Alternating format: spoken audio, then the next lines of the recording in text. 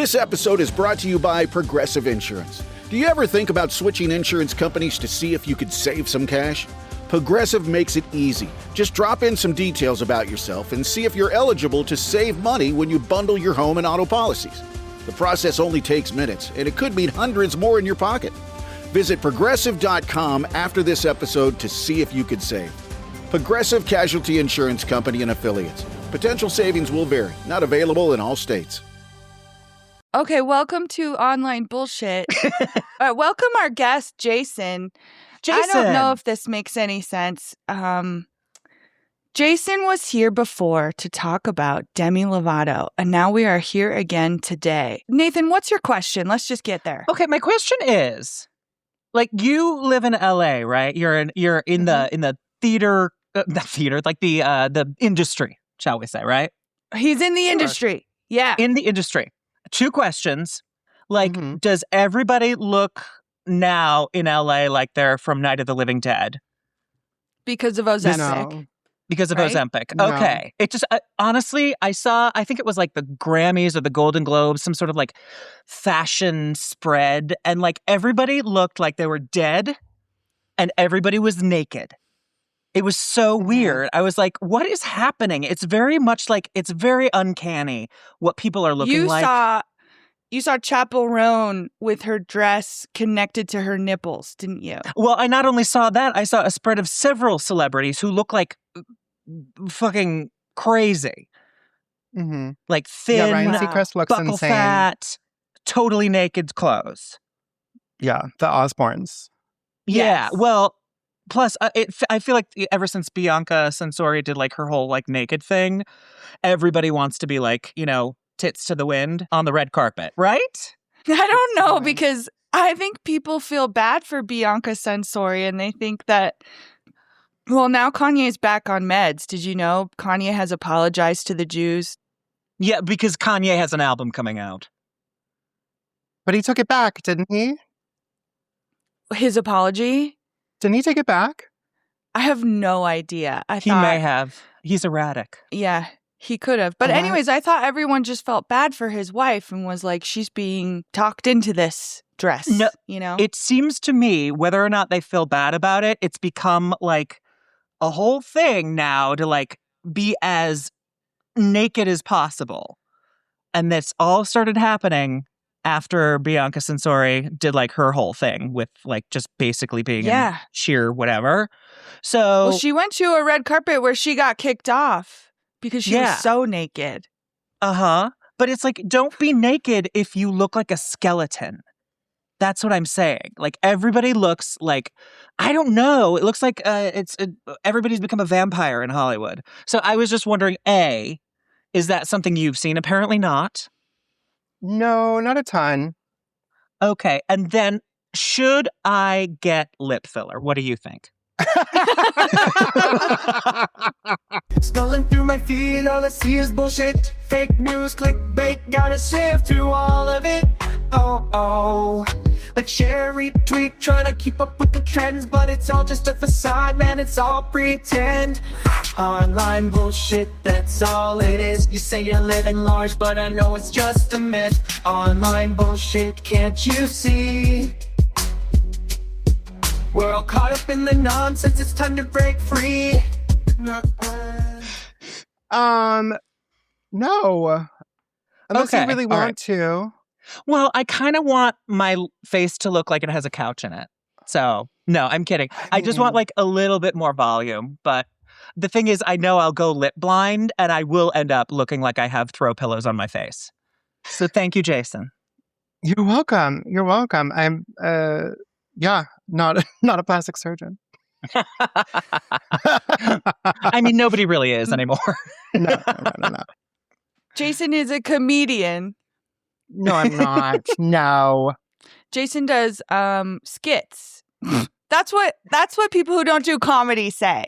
Jason does comedy sketches, I'd say, on Instagram and TikTok. And he just keeps growing and growing. It's amazing. We're not growing at all. That's not true. That's not true. That's not true. I don't know. I feel like you have the secret to just like social media skits. You're little videos they're doing. They're so funny. I love your videos. I love them. Is that what They're people so funny. say? Oh my God, your little videos, they're so good. Well, it's interesting when you like live in a community like LA and you have a bunch of other people who are also performers and they go, been watching your stuff. Yeah. And you never know how to take that.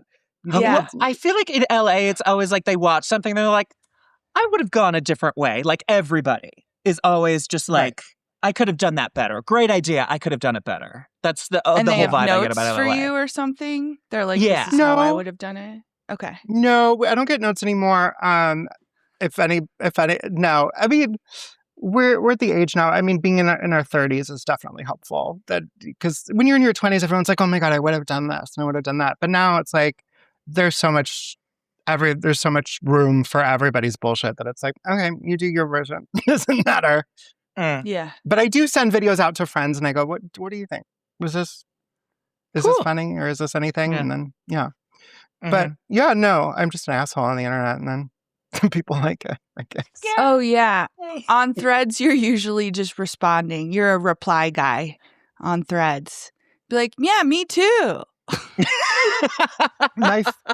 My favorite is when somebody says something super relatable. They're like, "Oh my God, got kicked out of Neiman Marcus today," and I'm like, "Same girl, same." Like I'm just like, I don't know. Just had my 9th baby. Oh yeah, girl, been there, done that. Like, 10. Yeah, 100%. because everything's a lie. I don't know. Being on Reddit, you guys, I'm sure know this. Where like you look at, am I overreacting, and everything is fucking real. Like, but it's not real. It's just like everyone is writing in Russian, but then translating it to English. It's crazy. I don't know. Do you think people are making up those stories? Yes, 100%. Okay. 100%. Are they making up the stories? I'm on another sub called Ask Gay Bros. I don't know if you're familiar with it. It's basically an erotic fiction sub at this point, where somebody like says, "Oh yeah, I met this straight guy at the sauna and like he sucked my dick and then I put my finger in his ass and he like rolled his eyes back and had a heart attack." It's so insane. And you're like, and then people like actually, I'm just like, this is just erotica. Stop it, guys. Oh, can I tell you a post I saw yesterday? Yeah. Just in the Denver subreddit, which is funny because there's also Denver foodies, and I would think this would have belonged there. But it was a post about how this woman, she was like, I just tried pizza at this place. Has anyone else had it? Picture of her and her girlfriend, and they're posing under the sign. One of them's just wearing a sheer top. You can just see full boob nip. And I'm like, you just ate a pizza and now you're wearing that? And I couldn't stop looking at it because honestly, I didn't think the shirt was cute either. It wasn't a very cute shirt. It didn't look good. And I showed it to someone and I was like, look, this person's just like talking about how they ate pizza and then showing their nips. And then all the comments were like, oh, is this your OnlyFans ad? Exactly. This is an ad for your OnlyFans. Yeah, that happens a lot where it's just like, am I ugly? And they're like fucking gorgeous. And, and it's just like you flip through and it's like all these like sort of thirst trappy kind of pictures. And they're like, I feel ugly. It's like, you just want people on your OnlyFans. It happens all the time. All the time. Nothing's There's real. a guy on Instagram who raises, I want to say like baby chickens. He raises chicks. But he always wears these shorts, and the way that he gets into the camera, you can see the outline of his penis. So usually the following me around the house kind of thing only lasts for a few days. And then we know when they're 2 and 3 weeks old, they stop following me completely. These guys are about that age now, so I'm going to see if they'll still follow me down the hallway. Oh my God, Yeah. will you send that to me? I will 100% send it to you. I don't remember his name. It's a weird name, but it is very good. But Wait, is it Zack Attack? No. I think his name starts because on Zack N. Attack is a super hot guy and he does shorts on YouTube where what he'll be like, he'll do like, he's like filming, oh, this is my new apartment. And then like, he'll like scan to like, you know how like your oven will have like a reflective sort of surface and be like, and here's my new oven. And then it'll basically just be like, you see the reflection of his dick coming out of his pants.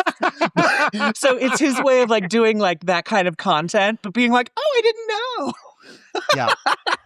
I love it. This guy, exact same thing. Exact same thing. Yep. Love it. Wow, there's so much to discover. I can't wait. I can't wait. Katie's keeping us on track. She said we have an agenda. I have a heart out.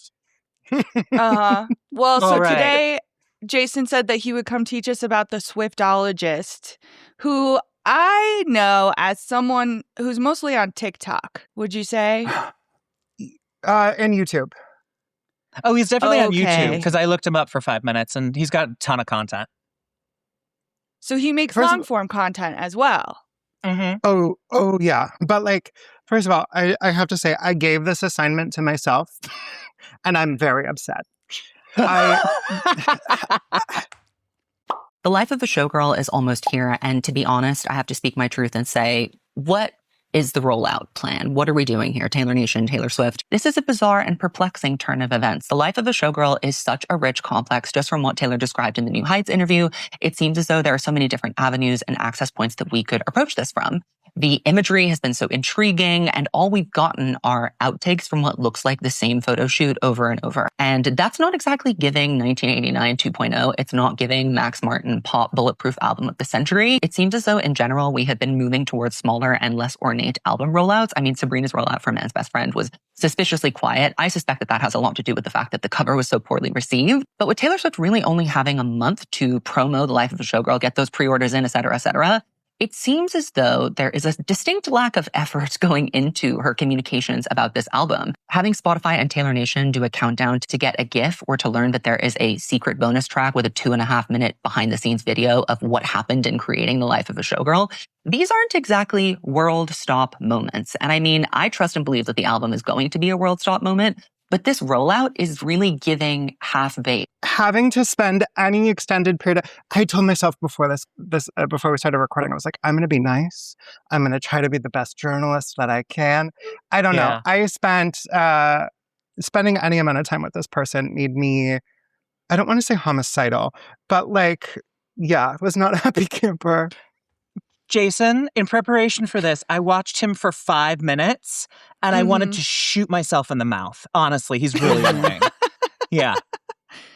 Well, he must have just started coming across your feed and then you were like, what the fuck is this? Because I think at the beginning or when I made friends with you on the internet, you were making videos like the Swiftologist.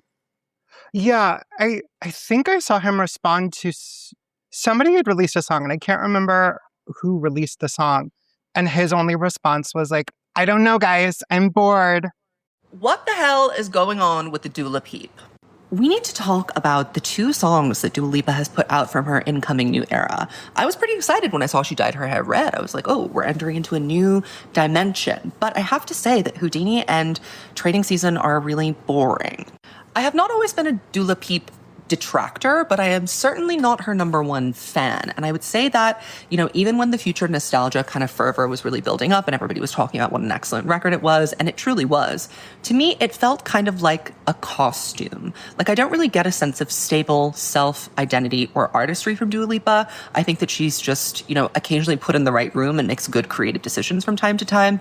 But I'm starting to kind of question her taste with these 2 new songs.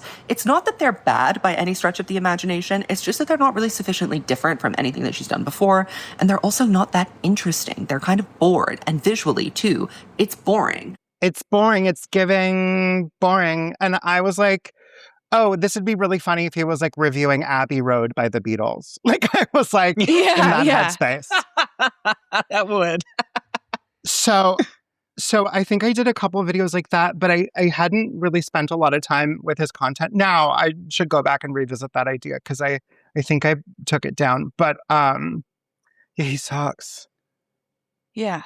Okay, so here's how I want to start this. So I want you guys to imagine, so go back to like you're in high school, middle school, whatever it is. What is the thing that became your personality?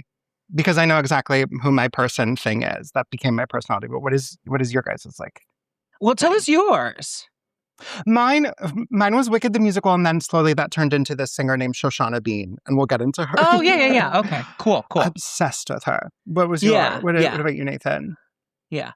You know what? I was obsessed with Saturday Night Live. And I was too scared to like be in the theater group to be on stage and like do it. But I was like, oh, I'm just going to like study it. And I would go to sleepovers and try, you know, it would be Saturday night and I'd be like, well, we should watch SNL. And everyone would be like, this is the dumbest shit ever. And I'd be like, well, I guess I can't help that I'm up on the news, you know? But it just wasn't right for like the age group that I was in. I'd say that was mine. What about you, Nathan? Honestly, like my whole thing was like musical theater and opera. Okay. I have to say, I don't mean to be like, you know, snooty about it, but I really was like, what? Pretentious? Exactly. But honestly, like that was my thing. That's what I was very intensely focused on that, on singing. So basically, yeah, that was my identity. But in terms of like more pop culture kinds of things. No, it could be nerdy, stupid Timothy Chalamet hates it shit. Yeah, you can do that. Yeah, exactly. Yeah. But no, yeah, I was a real isolated nerd. So there we go. So would you have started a podcast about that at like, I don't know, 17, 18, 19, 20? We didn't have if that those. was the thing to do. Yeah, but if it was. Would you? Oh, absolutely. Just because I had such a breadth of knowledge about it. Mm-hmm. So, yeah, I was obsessed. I was absolutely obsessed. It used to be like pretty much all I did. Well, it's so fascinating that you say there's a breadth of knowledge that you have. There are a breadth of knowledge. Because I don't feel the same thing can be said for Mr. Swiftologist, and we'll get into it. Oh, okay. But before like I get into that, if anybody's listening to this who maybe is a fan of the Swiftologist, here's what I'm going to say: is I hate myself. Okay, first things first. You cannot say anything to me that I haven't said to myself. I'm also a very jealous person. Okay, Katie's got her house. Nathan's got his dulcet speaking voice. Okay, I hate them both. Okay, I am a hater through and through. Okay, but I also am aware that I am the problem. So I'm good. Some shit's gonna fly out of my mouth. Get over it. Because I'm the problem. I talk about it every week in therapy, and then I'm going to write some nasty stuff about myself in my journal later. That's just what it is. Okay. I'm so excited for this. I'm so excited. I want to say Jason's favorite song is that song by Taylor Swift. Antihero. Which one? I'm the problem. It's me. It's me. Hi. I'm the problem. It's me. Should I leave the call? Should I get out? No. Should I leave? No. She sounds a lot like your impression of Oprah last week. It does. Which is basically How did just I do Cartman. Oprah? I'm a problem. I'm Oprah. And I was just listening to it. Anyway, go on. So Swiftologist, he's a YouTuber and a TikToker. He refers to himself as a journalist, which I think is really wild. I think he's more of a gossip columnist than anything. He claims he has credentials in journalism. I don't know what that means because he doesn't say that he has a degree in journalism, but he says the credentials, whatever. He's 182,000 on YouTube, 182,000 followers on YouTube and 213,000 followers on TikTok, which I expected bigger numbers, if I'm being honest. Me He's too. been doing this a while. As soon as you said that, I was like, I expected more on TikTok. But, okay, Nathan, can you guess what his bio is on TikTok? Like what his bio says is like about me section. Vicious homosexual? Oh my God, that would be so much better than what he has. Katie, what does he have? About you? Katie, can you guess? I would guess that he's some type of music expert. He would say that. Okay, you guys are giving him way too much credit. Really? His bio is I'm your favorite ologist's favorite ologist. Oh. Which is a Chapel Roan reference. Oh. Your favorite artist's favorite artist. Favorite artist, 100%. No, it's other just thing I can't think of any other ologists. You know, I'd be like, are you my gynecologist's favorite ologist? Is that what you're saying? I'm your gynecologist's favorite gynecologist. I don't know, for somebody who considers himself a journalist, I don't know. I don't think it's that clever, but I also spend a lot of time we spend a lot of time in creative spaces and can come up with 14 million things that I think would be more interesting than this bio. But I wanted to pick on that because, again, fucking asshole.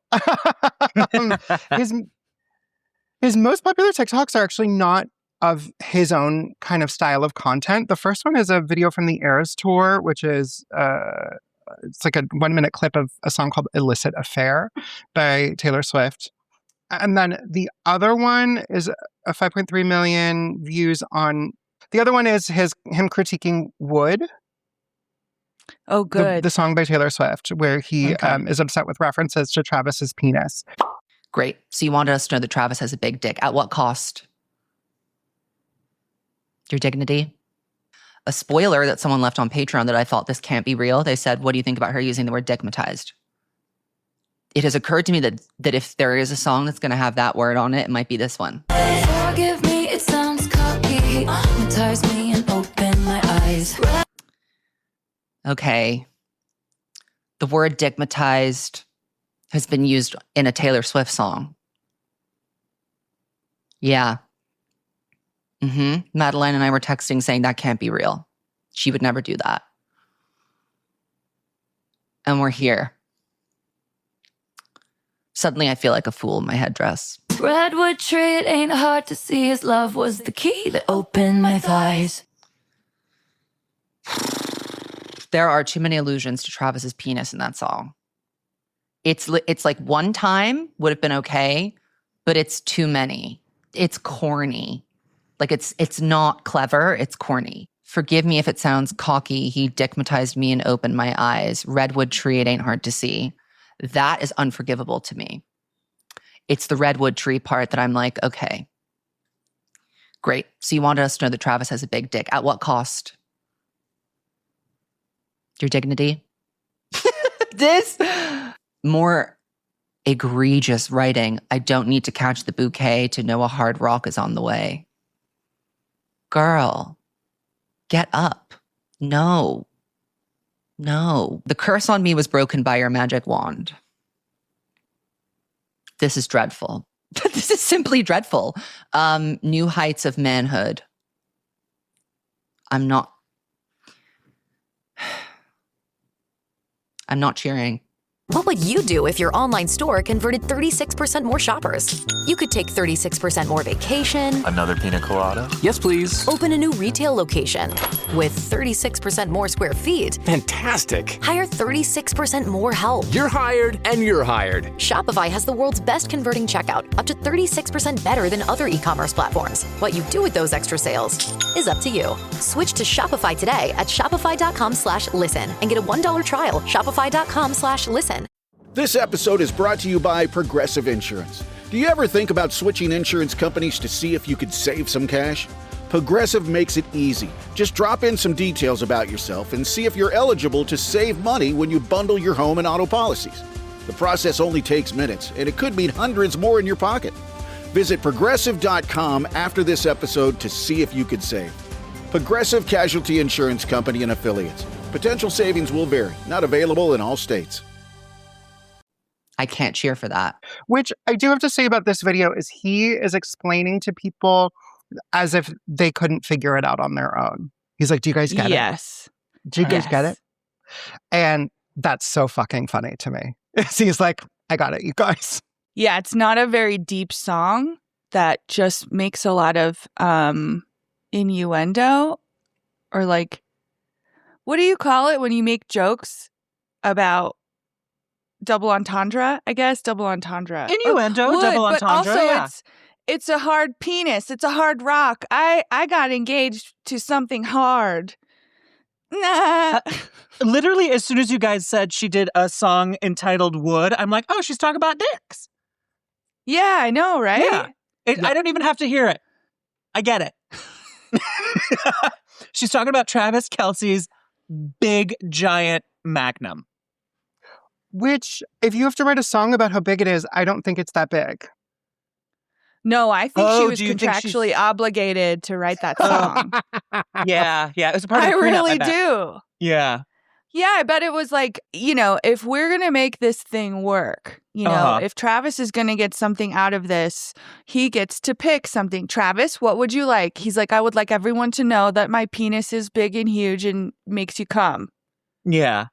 I wonder if she has to she's contractually obligated to do a song about his dick every year. Well, I guess we'll see. Yeah. Interesting. Well, I think the other song that was probably on the table is about how he's worried about not wearing underwear with jeans because he'll get poopy streaks in there. I think that was the other song. Okay. Which song is that? That's 100. That's not. That was probably the other song that was on the table that they left on the cutting room floor. But he on his Katie, podcast with his brother. Streaks. Don't you know anything Poopy about streaks. Taylor Swift's discography? It's poopy streaks. Yeah. But you guys didn't see this? He has poopy streaks when he don't wear underwear. Ba-da-ba-da-ba in the sea. I don't know. Wait. So he told his brother on his podcast that he loves to wear jeans with no underwear. No, they were joking. They were joking about basically like, Jason Kelsey was like, "Oh, you've never freeballed in some jeans," and Travis was like, "Oh, but you'll get poop on your jeans if you don't do that." And he's like, "What are you talking about?" That Jason was like, "What are you talking about?" And Travis was like, What? Travis is like, but I always get poopy streaks. Yeah. Oh, I know day. why. Because he's one of those guys who refuses to clean his ass because like touching your anus is gay. Yes. Yeah. Yes. That makes sense. If you really get in there, it's homosexual. There's also another video floating around right now of this like bodybuilder guy who's like, if you know a guy who lifts weights, he shit his pants before. And it's like, what? What? I bet. And he goes around and he interviews all his friends and he's like, do you poop in, how often do you have stains in your underwear? That's like every day. Every day, man. It's crazy. Well, it sounds like he's straining too much with the weights. Or just clean your ass. That's true. And it's just travel with some wipes. What's the problem? Prepare. Oh, there is one guy in the video who goes, "Oh yeah, I don't because I do dude wipes." So the marketing's working. The marketing's working. I'm really glad they actually came out with those. Me too, actually. It's just where marketing cleanliness to straight men. It's kind of crazy. Yeah. All right, we talked about my personality being Shoshana. I was going to show some clips, but we might do that later. So let's think back to 2020. Something was happening in the world. What were you doing in 2020? Katie, Nathan, either of you? 2020. How were you keeping yourself? I was locked in my house. Yeah. So what were you doing to keep yourself occupied? Oh, I was rewatching Sex and the City and Laguna Beach and The Hills and Love is Blind. And I was also painting with Bob Ross. Nice. Okay. Good for you. That's hot. That's wonderful. I made a lot of cross stitches as well. Oh, you did a lot of great cross stitches. You still have them in your house. I love them. Yes, thank you. Yeah. I think in 2020, as my relationship broke down slowly, we were sort of like moving. I know, great. We were sort of moving around. So we spent like a whole bunch of time in my ex-spouse's parents' cabin in Grand Junction, where I read tarot cards obsessively because I had nothing else to do. Then we went to like Santa Fe for a month in an Airbnb. We were trying to figure out where do we want to move because we don't want to be in New York anymore. So we were just sort of bopping around, and eventually at the end, we ended up like in Denver, and that's when we moved. But it was a lot of tarot cards for me. Both of your time in lockdown sounds very active. I was chain smoking cigarettes. That's what I was doing. But our friend, Mr. Swiftologist, started his YouTube channel. Oh, good job, Swiftologist. Do you see where it says Taylor Swift Folklore Album Reaction? Yes. Yeah. Okay. Did you see that I had to look up Bianca Sensori because I had no idea who she is? I want to point out a couple of things. One, there's like nothing specific in this video that we need to look at. I thought it was annoying. Yeah. So he's got his little lanyard and shit. He's got his bag. There we go. He's spraying his Taylor Swift perfume. I was accosted physically and verbally by Taylor Swift last night, announcing that her 8th studio album, Folklore, would be dropping by surprise the next day. The next day. I don't know what to do with that information. In all my years of being a Taylor Swift fan, I have not experienced the terror of a surprise drop. Usually, the HBIC is calculated. She does 2-year album cycles. She gives us 2 months of Easter eggs and clues and subtle hints to drive us crazy. And then when we're nice and ready for it, the album comes. But here I am, 45 minutes before Folklore comes out, and I know fucking nothing about it. It's here. We are starting with track 1, The One. Here I go.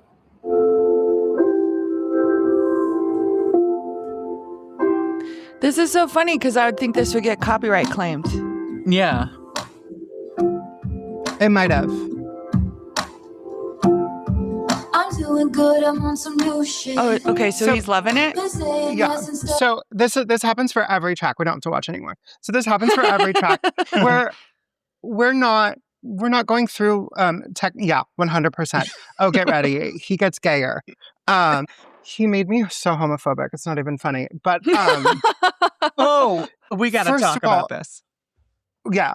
At some point, yeah. he's got Vaseline face, which is what my grandmother used to do before she went to bed. She would cover herself in Vaseline, and that's just kind of what he's got going on in all these videos. I don't know why he's not using a filter to matte it up or whatever, but it is what it is. We don't have to talk about it. But we're not critiquing on technicality here. We're critiquing on vibes. And another thing that you'll notice, especially about his earlier reaction videos, is he also critiques based on how much of Taylor's lore, how much of the story we get about Taylor Swift in these songs. So the more like delicious the tea is, the better the song is to him, if that makes sense. He's very into this confessional style. Again, there's really no technical matter. It's all vibes. Oh, I like it. It feels good. It sounds interesting. Makes sense.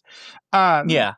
Cool. He seems. Does he have anything specific to say about musical structure, lyricism, what she's trying to get across, whether she succeeded, whether she failed? No. From again, I didn't want to spend a ton of time with him, though I did watch quite a bit of his content. A lot of it is again based on vibes. Oh, I like it. I don't like it. We're not getting into structure. We're not getting into this is what they're going. This is the reference. There's no referencing. There's nothing like that. And if you contrast him with other music critics in this space, I'm thinking of The Needle Drop on YouTube. If you guys are familiar with is that Anthony Fantana? I love him. He's so good.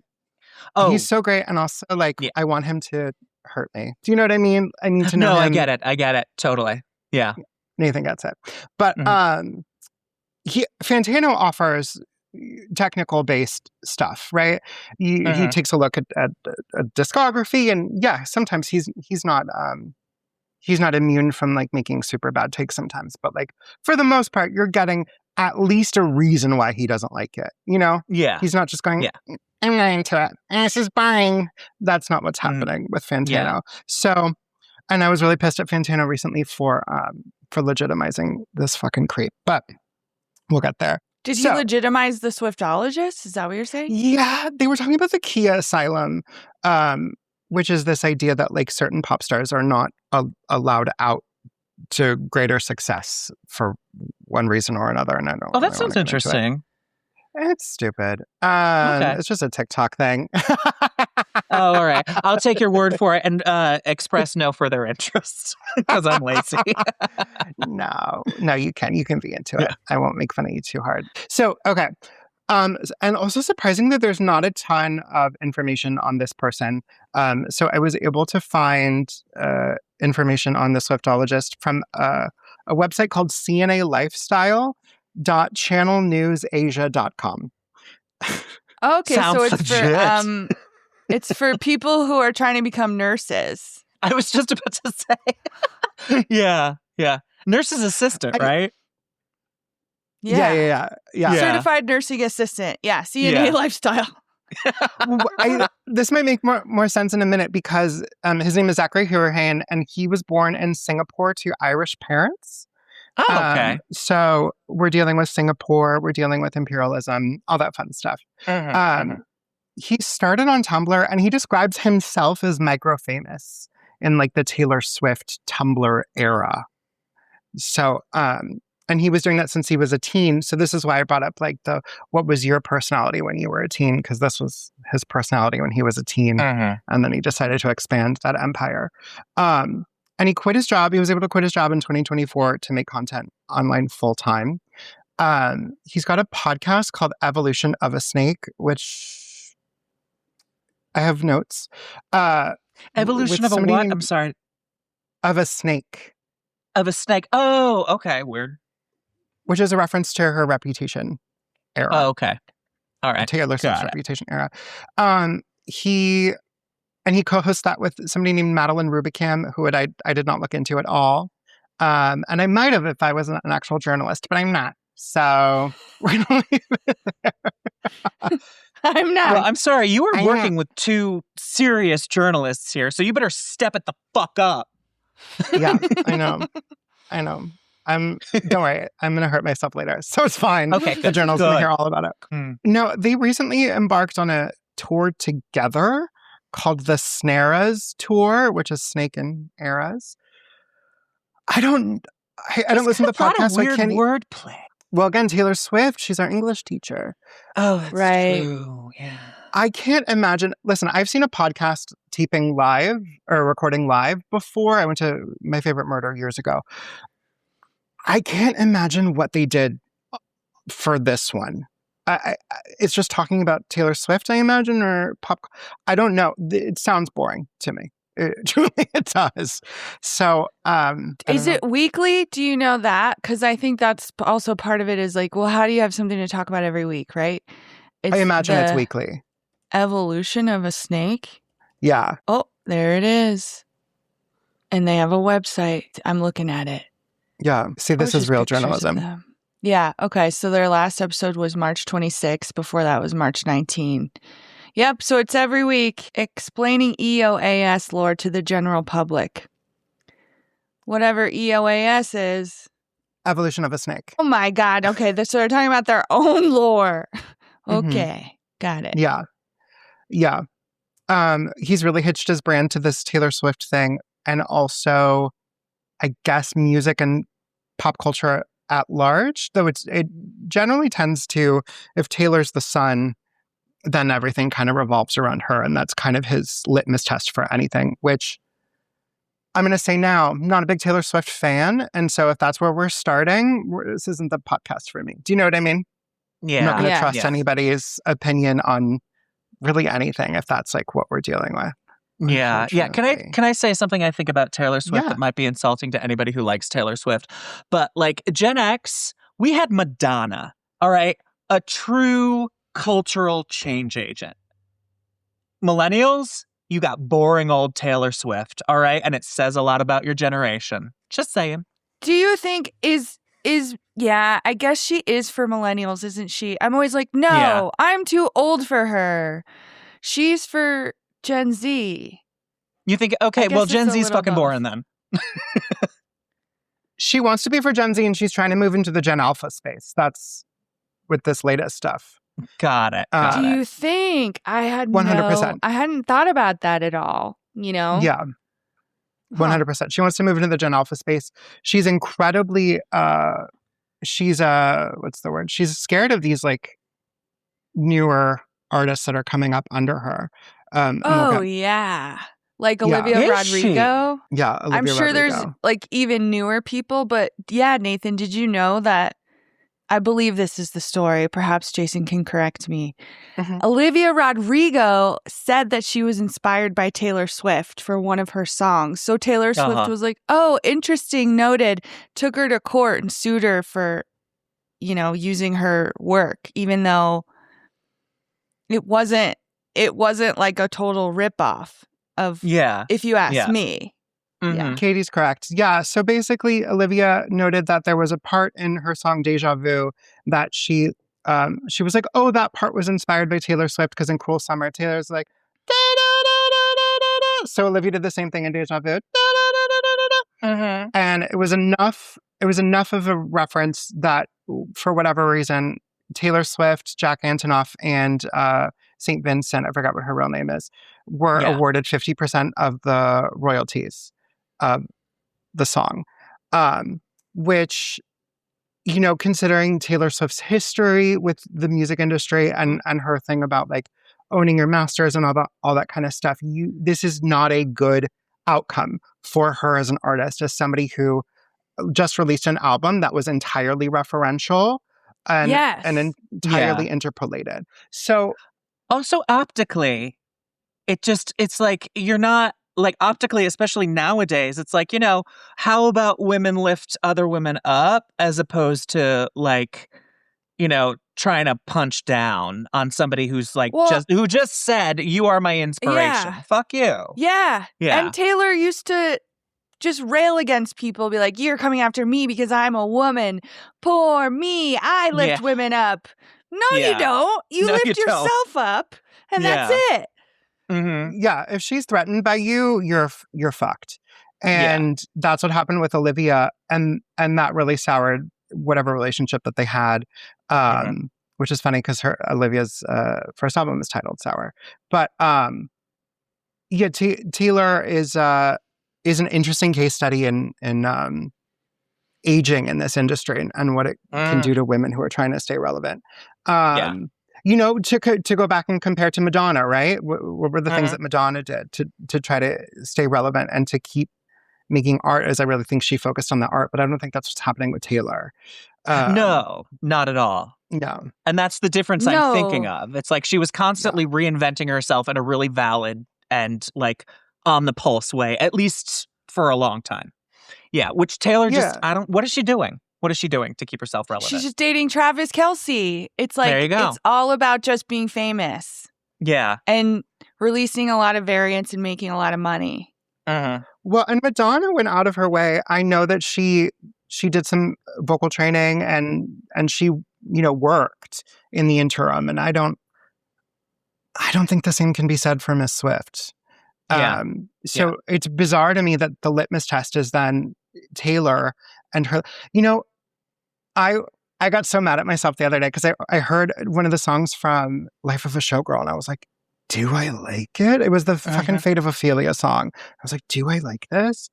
And I was like, okay, I guess I'll listen to it. And I was listening to it and I was like, oh no, I actually don't like this upon closer listen. But I think she writes a lot of music that is really good for playing in the grocery store. So when you're just kind of hearing it from afar, you're like, this is genius. But then you listen to it more closely, you're just like, oh, this is not good.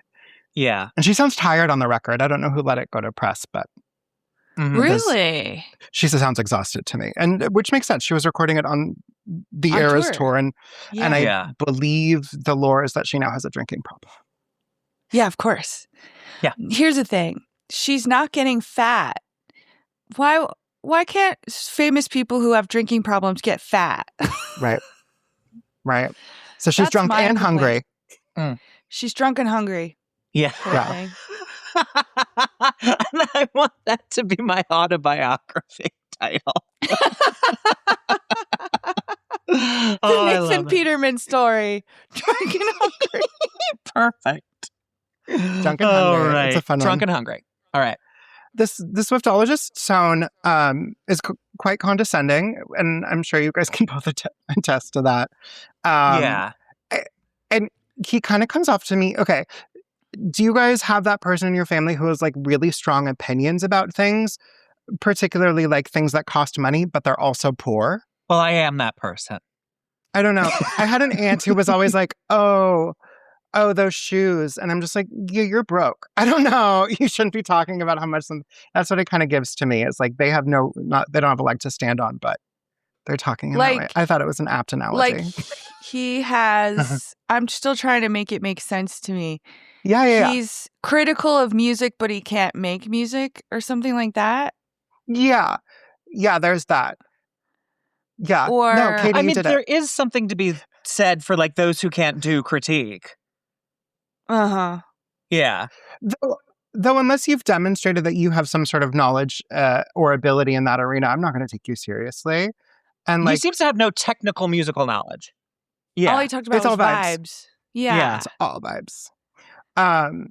Yeah, and And, you know, you can see a subtle shift in some of the way that he criticizes things over the years. Like, he starts off hating Olivia Rodrigo, and then he becomes what he refers to as Olivia.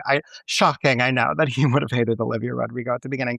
But even when he's praising something, though, there's always this undercurrent of like, but I'm still smarter and better than you. Like, he's always got to get a subtle jab in there.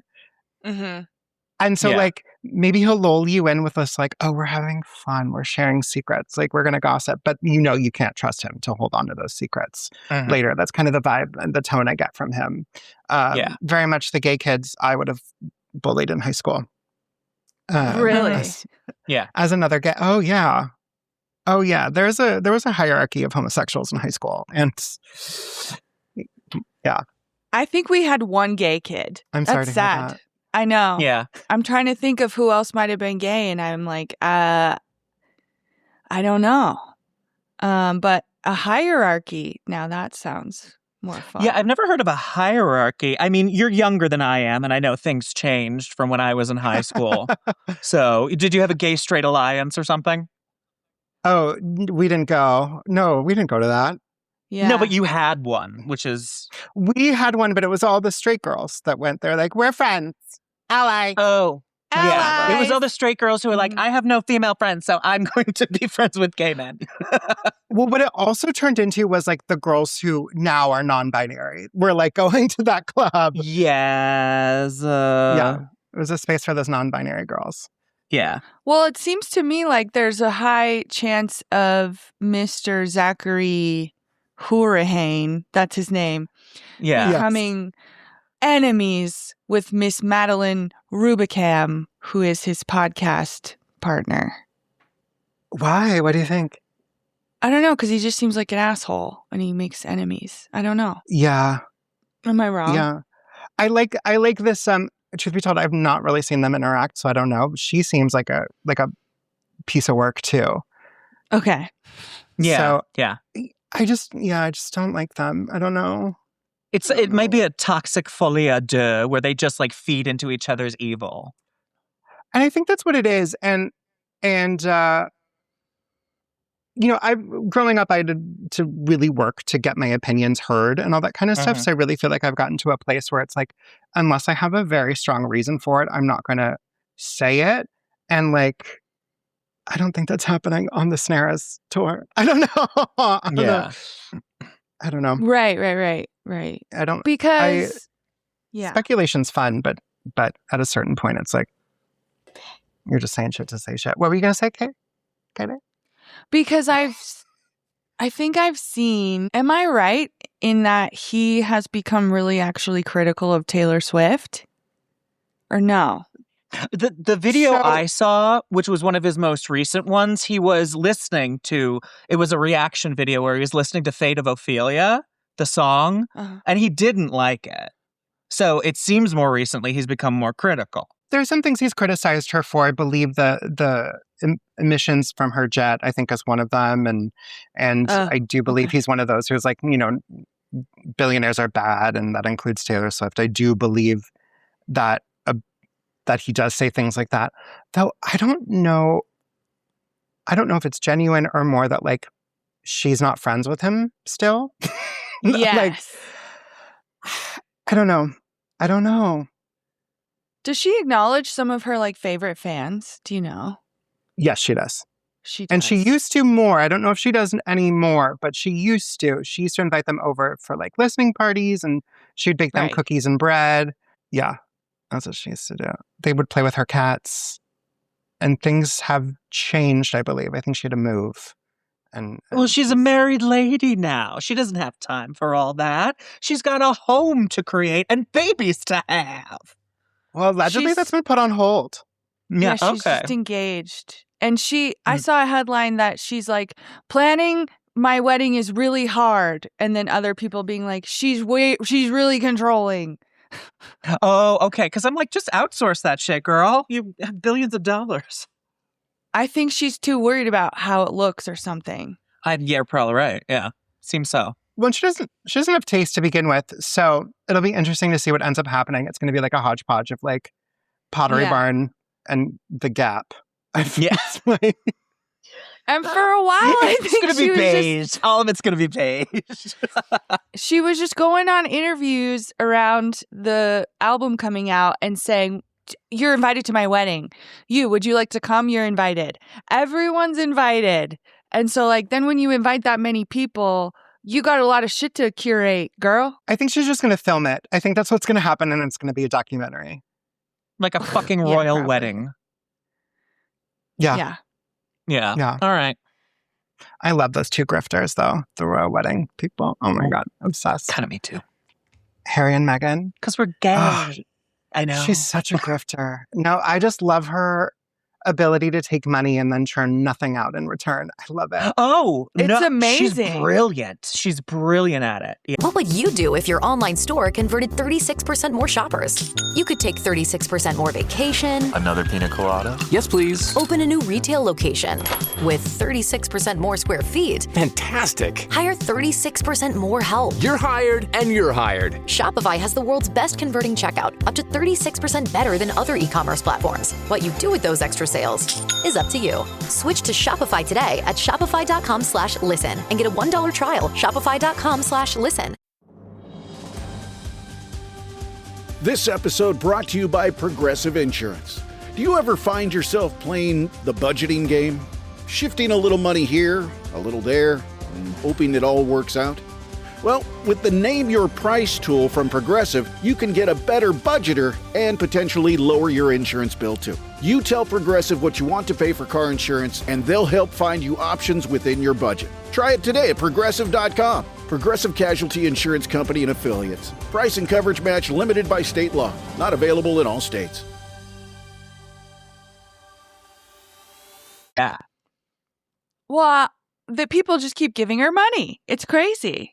If I could get somebody to marry me and then call their family homophobic and make millions of dollars, sign me up. I'm going to do it right now. I'm doing it right now. I cannot wait. So his most recent controversy, we're going to go back to the Swiftologist. His most recent controversy is do you guys know the band Cat's Eye? Yes. Vaguely. Yes. They're a K-pop group. That's all I know. They were put together on a television show a show on Netflix. On We stop calling them Netflix. TV shows because they're not television Oh. shows. They're shows. Yeah. They're yeah. like streaming shows. It's a show that Yeah. exists, but we're not quite sure if anyone saw it. You know? Yeah. 100%. Yeah. I forget what it's called. It's like pretty girls Make- singing for something. I don't know. Whatever it's called. Yeah. Mhm. Young pretty girls. We're not pedophiles. I think that's what it's called. I don't know. I don't know. No, I've totally heard of this show. So the only member, I shouldn't say only member of color, the black member, there was one member from this group. Her name is Manon. She's black. She's leaving the group. And a lot of people thought she was the heart of the group. She was the most interesting one to watch. But she wasn't playing into that whole K-pop idea of like, this is the fantasy and we're selling you as like, we're your 6 best friends. And so they had to look like a cohesive group. You really, K-pop, more so than the American music industry, you really sell your fucking soul to the devil. Like, you cannot have a life outside of it. Like, if you get discovered that you have a boyfriend or that you're dating or this and that and whatever, like it's over because you're selling the idea. You're a doll. You are a plaything. Yeah. When you're a K-pop idol. So she, I think, was struggling with that and decided to leave the group. Now, that's all fine. Do whatever you want, girl. Chapel Roan, take note. If you're not happy, you can quit anytime. You don't have to do it. Yeah. You picked this. It's like when brides complain about getting married. It's like, it's your fault. You agreed to this. Like, don't. Yeah. You decided to have Don't 200 guests and 3 plates. Okay. So 100%. yeah. 100. It's going to be expensive? No. It's like, you knew. You knew, bitch. Oh my God. The paparazzi. You fucking knew, girl. Yeah. Also, yeah, you told all these people that they have to wear this dress. Are you not embarrassed? So embarrassing. That's embarrassing. So I think Manon was having a hard time with it. Also, I don't feel like she gelled with the other members. I'm adding a lot of story to a group I don't give a fuck about. I don't care. I think K-pop's evil. I trust your impression. I trust you. As a journalist. But Yes, he's going to leave. exactly. He's getting up and leaving. Oh, No, I'm not. I'm getting more Celsius. Celsius. Oh, you need I know, it. but it was kind of funny to watch you be like, I trust you and believe you. I'm just being a gay man. It's like I'm giving that I'm withholding. Oh, okay. Yeah, that's what we do to each other. And if you're only listening, you're not watching the podcast, he flipped me off and then pulled out his dick. That's the other thing. Yeah, I did.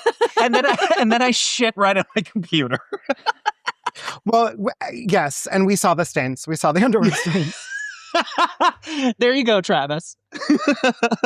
You've got a friend, Travis. You got a friend, and Nathan. But the controversy comes in here because, again, K-pop is super racist. I don't know if you know this. It's very... oh, really? Super racist. Yeah, it's very appropriative. A lot of Black American music has been appropriated and then given no credit, but then also, like, got it. A lot of N-words being thrown around by Koreans. Oh, okay. A lot of So N-words. we're racist towards Blacks. Particularly, yeah. Wow. So interesting. then we have incredibly serious writers like the Swiftologists who say things that like the barrier to entry into the group for Manon was lower, presumably because she's Black, right? She couldn't sustain the commitment, presumably because why? Manon is leaving Cat's Eye. Let's talk about it. I really don't think that this is a temporary break. I think that she is intending to fully leave Cat's Eye and never really had her heart in it to begin with. And I think if you watched the show Pop Star Academy, you would understand why exactly this has transpired. Manon's heart was never really in it. The label decided that she was the kind of person they would like to include in the group. And so throughout the process of auditioning the group and putting these girls through this like rigorous boot camp designed to push them to their limits and extract the best talent possible, Manon got to skip a lot of those hurdles because she had the look that the label wanted her to have.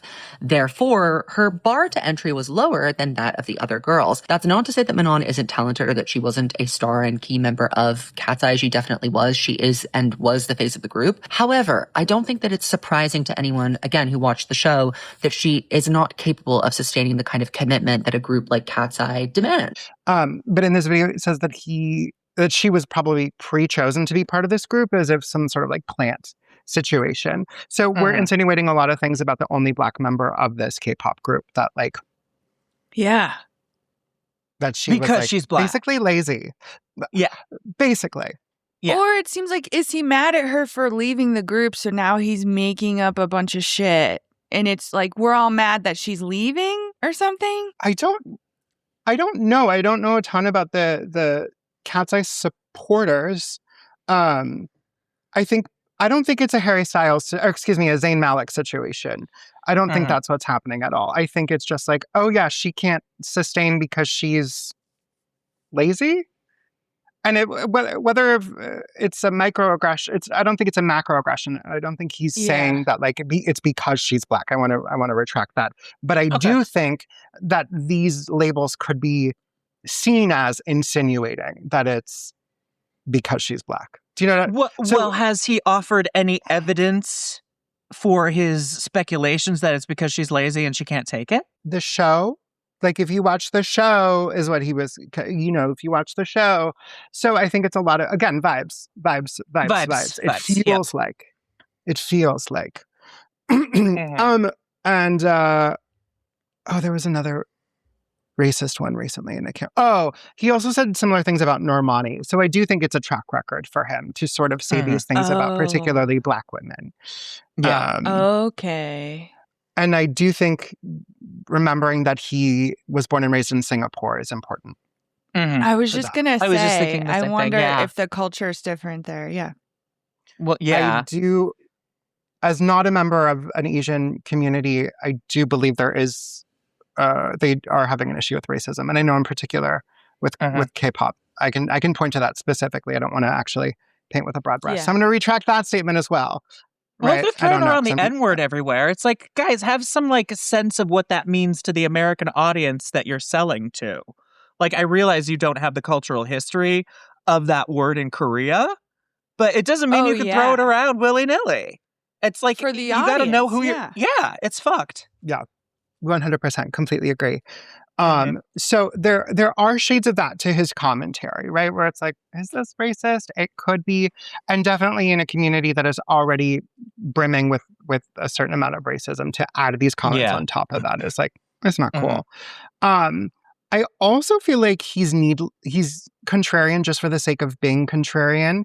Like when Olivia Rodrigo's first album came out, Sour, it was being praised a lot by critics. He said a lot of really not nice things about it. And again, compared it to Taylor, where, there was a certain litmus test that she wasn't reaching. And he was like, he's not as good as her. So it's garbage, right? You know what he reminds me of?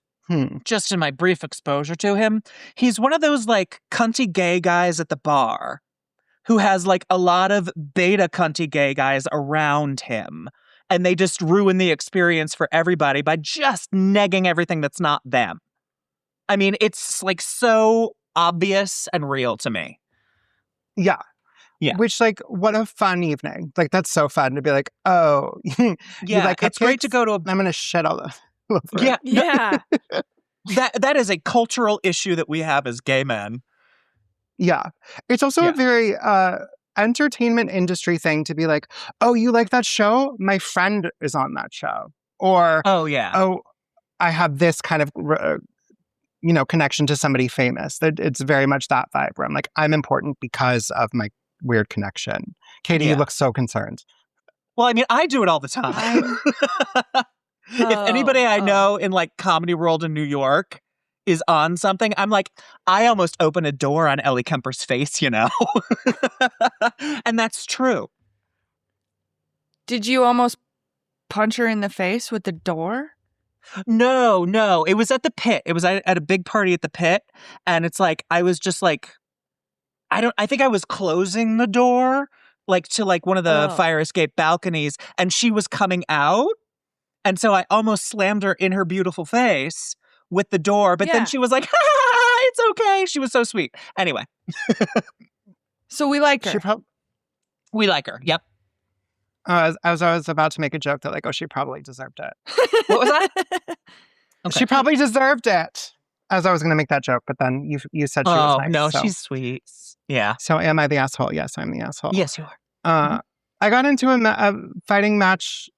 No, not really. A screaming match with Michelle Rodriguez over whether or not movies in the 1930s and 40s were better than movies today. And I became incensed. So what was your take? Which side did you take? Movies today are a million times better for so many reasons, but let's talk about storytelling. Let's start there. It's called beginning, middle, end. Okay. Yeah. I mean, I'll tell you this. I don't like watching shit that's old-timey. It's too slow. No. And I know that my attention span is like shot, and that's part of it. But it would be really hard for me to argue that those movies are better because it's so hard for me to watch them. And then I go, well, maybe I'm the problem. We know we're the problem. I think you're both the problem because I love old movies. Mm-hmm. Okay. What's your fave? Well, but do I think they're better than like contemporary movies? No, I think it's apples and oranges. You're comparing one form of movie making with a further developed form of movie making 40 years later. As I don't think there's a comparison. It's like they're both beautiful things in and of themselves when there's a good film. Yeah. Yeah, No. that's my take. Yeah. Well, let me ask you this. How do you guys feel about Hilary Duff's new music? I don't hate it. You don't hate it? No, do you hate it? She can't sing. Oh, I think it's amazing that she continues to try. Hilary Duff? I'm like, yeah, Hilary Duff. Oh, I knew she was like coming back, but I was like, why? I think because she's a child star that hasn't gone insane. I'm not being very sensitive, but like, what's going on with Shia LaBeouf? What is going on there? That's what I'm saying. Everybody is falling apart in the entertainment industry. They really are. And it's more just like amazing that Hilary Duff just seems to be doing fine. You know, she's like, fuck Ashley Tisdale. Fuck that bitch, Ashley Tisdale. Finally, Ashley Tisdale is getting what she deserves. Yeah. Well, and we should have known, though, because when she went head to head with Faye Dunaway years ago, Faye had commented on her and Hilary was like, oh, I don't even know who she is because I'm not old. Like, we should have known she was going to be fine. Yeah.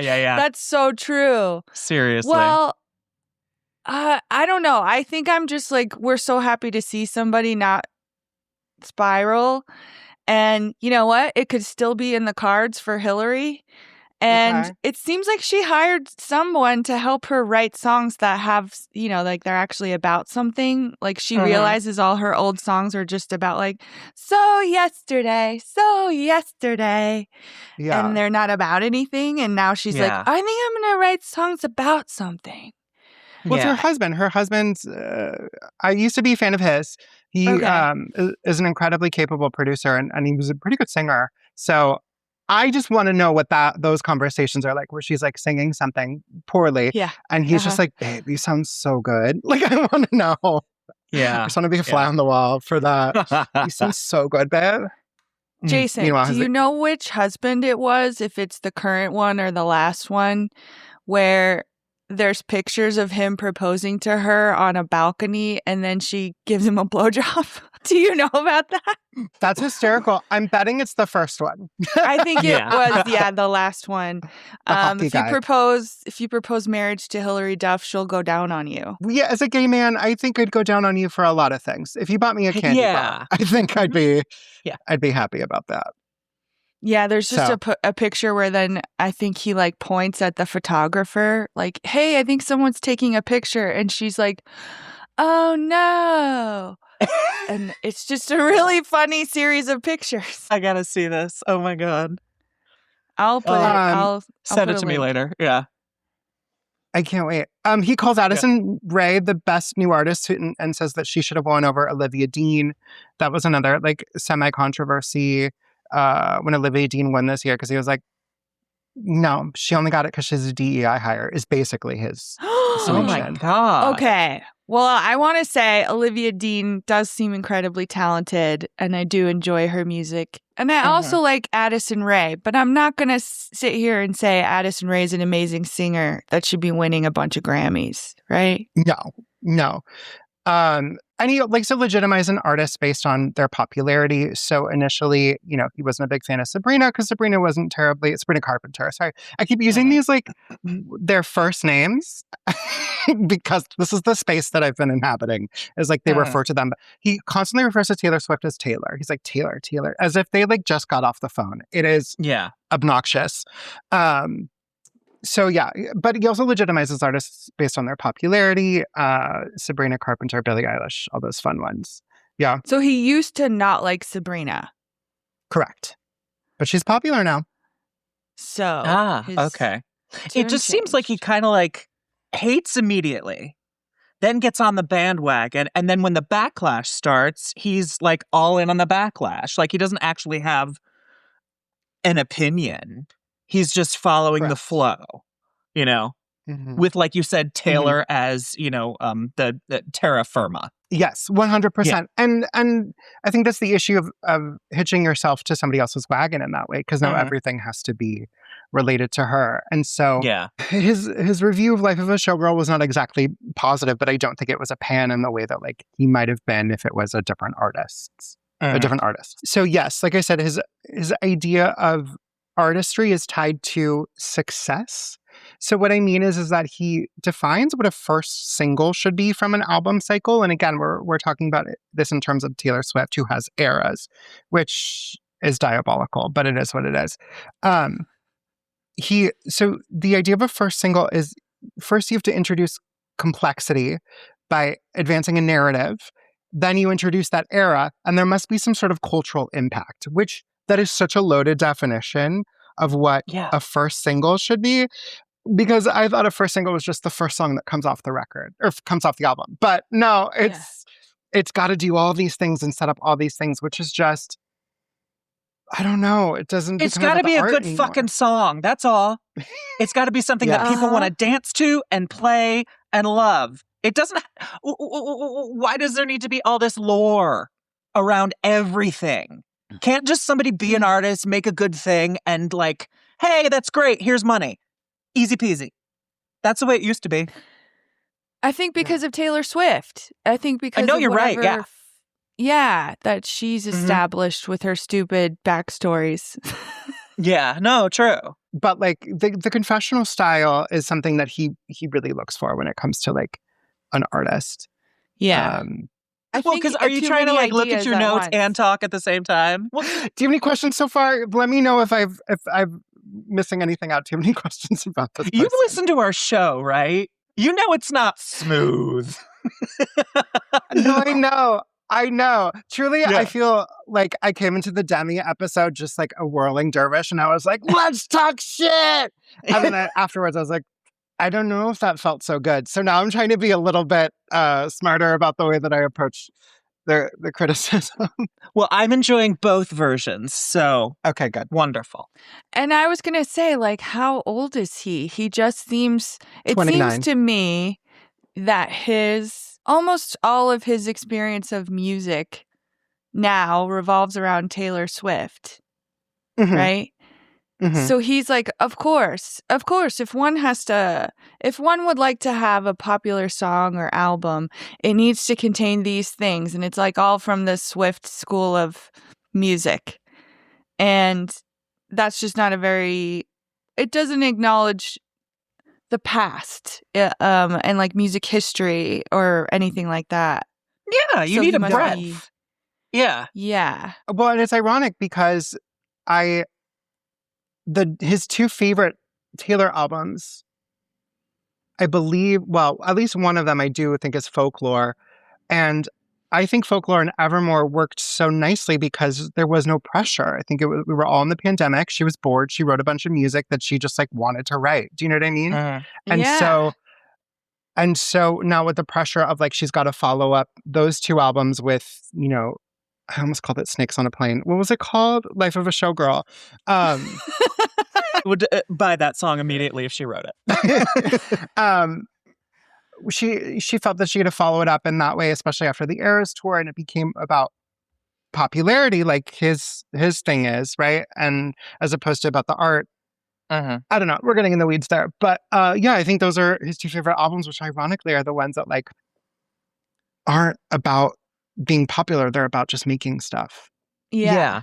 They're a little more genuine. And ironically also, because we're getting into the conversation about like crediting people, those are the albums she also was the most referential. She was using older references, you know, Simon and Garfunkel and 60s and 70s soft pop, whatever the fuck it's called, with like the guitars and shit. Joni Mitchell and Carly Simon and all of those. Yeah, like folk. Yeah, kind of. Yeah, thank you. Yeah, but thank you. You're welcome. But my question is, like, you have like you have a good reference level. You're seeing where things are coming from. He doesn't seem to have that because he's so monofocused on Taylor Swift as like the center of musicality. And it's like, you know, if you're going to really criticize something, you do have to have like an idea of the span of history. Where is this coming from? Where does it fit in the evolution of popular music? That's what I want from a critic. You know, you don't have to be like a goddamn genius musically, but I do want you to have like some idea of like the musical world in a larger sense. Yeah. And James Blake says that like originality, Sam say this in an interview recently, and he's an artist, and if you don't know who he is, he's amazing. You got to check him out. But he was saying Isn't he dating Jamila Jamil? I just have to say that. Yes, he is. Which is too so bad. Disappointing. Yeah. Okay, that's all I wanted to say. She was a little slower on the Chappell Roan response than I expected, to be honest with you, because she's usually on top of it, and it took her a few days to say something. I think she isn't sure who she should defend anymore. She's like so confused because she didn't want to defend Blake Lively, you know? And now people were like, hey, what the fuck kind of feminist are you, Jamila? And she's like, oh, fuck, I fucking fucked up. Should I defend Chappell Roan or should I call her a bitch? She's just not sure, you know? I think if she was really going to take the truly feminist take, she could be like, let Chappell Roan be a cunt. Let her be a cunt. That's the feminist take. Yeah, let her spit on 9-year-olds. That's fine. Yeah, she gets to. Yeah. Yeah. Anyways, she wrote some good music. Yeah, you were talking about James Blake. Oh, he was just saying that the originality just means you were better at hiding your influences. That's really what it is. So, if the idea that Taylor Swift is any sort of an original is fascinating to me. Yeah. Well, what I always heard in my education is one of the definitions of talent is knowing what to steal. Mhm. So I don't think, having influences, using influences, mashing them up and creating your own thing about it is a bad thing. Creativity. No, not Creatively. at all. I don't think it means you're not an original, But Yeah. but then to have her swoop in, and we're litigating Taylor Swift again, but like to have her swoop in, particularly with the Olivia Rodrigo thing, and be like, I deserve royalties for this 5-second part of the song is crazy. And so It's crazy. she should know that. Yeah. It's bad. It sets a bad precedent. Yeah. That's and then, what- like yeah, you're saying, totally. well, we know that, and they're obvious, the references that Taylor makes in Life of a Showgirl to other artists. And my guess would be that the Swiftologist wouldn't necessarily recognize those references because it doesn't seem like he's particularly familiar with older music. What would you do if your online store converted 36% more shoppers? You could take 36% more vacation, Another pina colada? Yes, please. open a new retail location with 36% more square feet, Fantastic. hire 36% more help. You're hired and you're hired. Shopify has the world's best converting checkout, up to 36% better than other e-commerce platforms. What you do with those extra sales is up to you. Switch to Shopify today at shopify.com/listen and get a $1 trial. Shopify.com/listen. This episode is brought to you by Progressive Insurance. Do you ever think about switching insurance companies to see if you could save some cash? Progressive makes it easy. Just drop in some details about yourself and see if you're eligible to save money when you bundle your home and auto policies. The process only takes minutes, and it could mean hundreds more in your pocket. Visit Progressive.com after this episode to see if you could save. Progressive Casualty Insurance Company and Affiliates. Potential savings will vary. Not available in all states.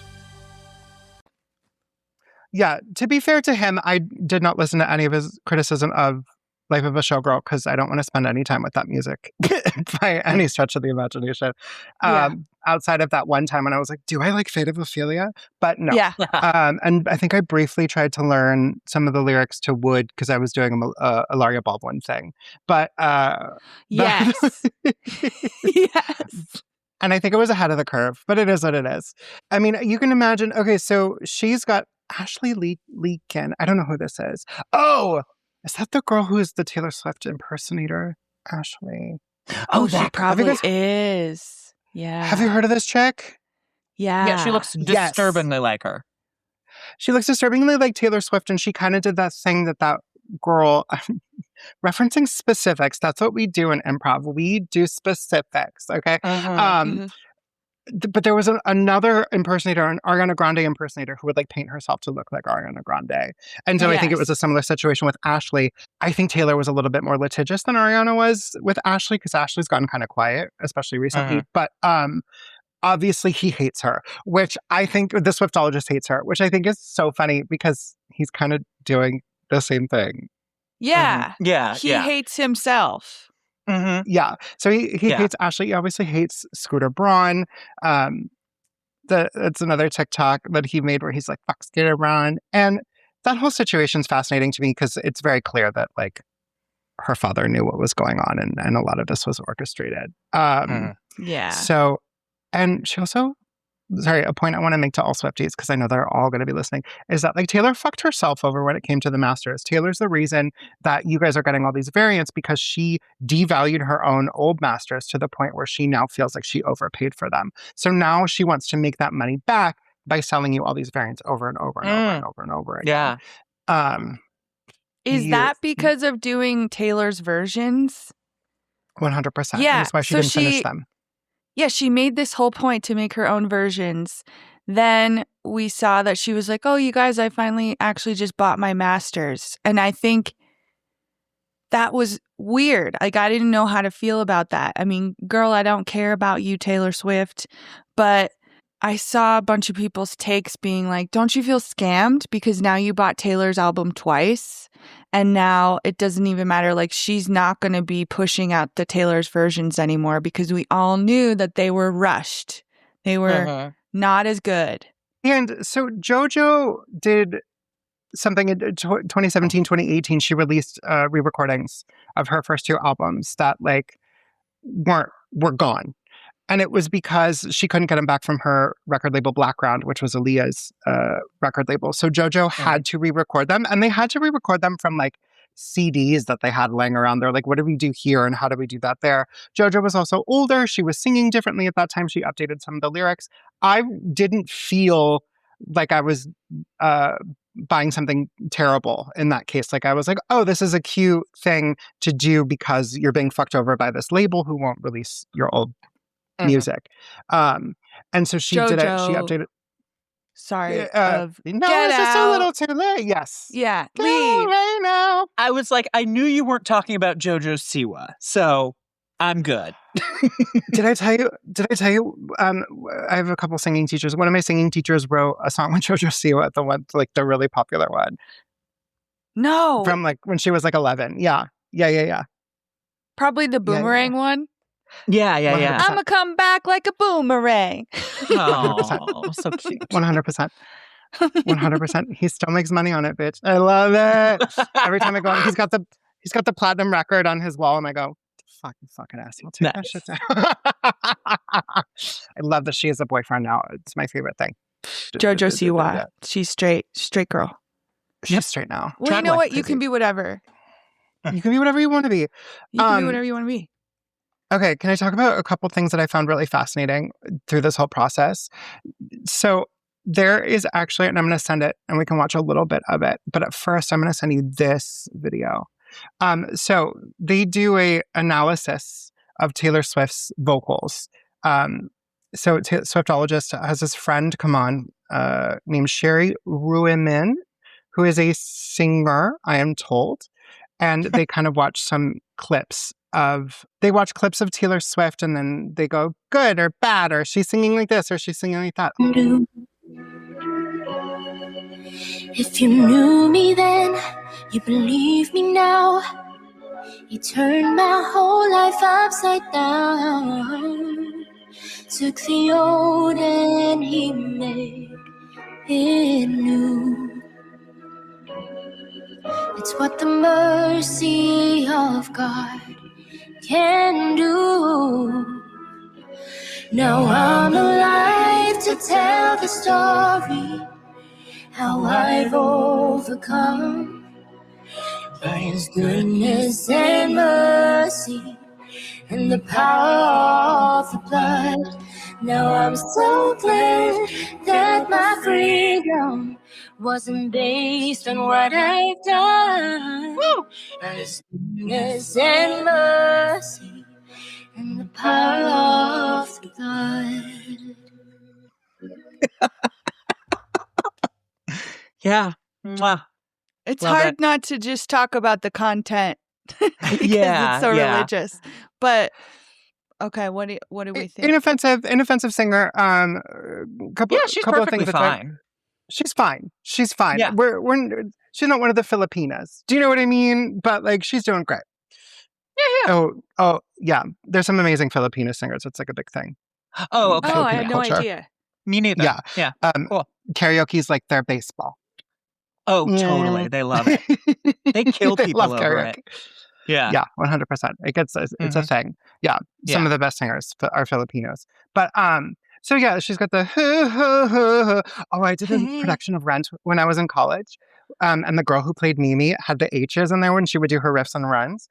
Drove me fucking nuts. So she would be like, your heart may freeze.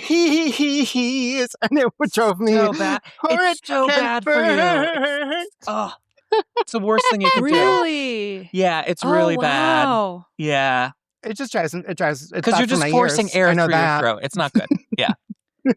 Oh, interesting. Yeah. But okay, so that's Sherry. Sherry and Mr. Swift do a video together where they critique some of Taylor Swift's singing. And it's basically, she starts off being like, gowns, beautiful gowns, and then she ends with like, she's improved. And that's kind of the That's Well, kind can of. I just talk about? But It's so interesting to me to hear like you guys talk about like how important like good singing is. Because honestly, it's like as bland as the woman you just showed me singing was, she's far better than the vocalists that we grew up with in a pop. You know, it wasn't so important. It was more about flash. It was more about image. It was more about like videos than it was about actual sound quality. And I feel like you, the later generation, is more interested in like, can you actually sing, you know, to an acceptable level? Gen X, you guys would have had the rise of MTV, and I think that informed a lot of what was following. Because before that, you guys had disco, and I prefer disco in the early 80s than I do in the late 70s. And so that was a lot of like big black women belting out soul over dance beats, which I was obsessed with. Yeah. But the rise of MTV, I think, changed the way that we think about music, just like television changed the way that we vote for the president. Yeah. But if you want to like skip in, go like 10 minutes in, because it's just a lot of them talking about nothing. Oh, okay.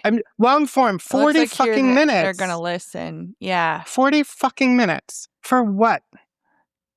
It looks like here they're listening. Let's see what they're listening to. I hate his haircut, by the way. Ugh. Ugh. Yeah, I agree. Resonant? Yeah, it's resonant. Well supported? Yeah. By this point, she has some training already. Like you can hear that everything's a bit cleaner, a bit more intentional. Yeah. There's the progression is her breath control is much better. You can see her like prepare for that note. Like she knew what she was doing at this point. So then I'll give you Love Story. Because I was like, I have to give her one of the classics. Yeah.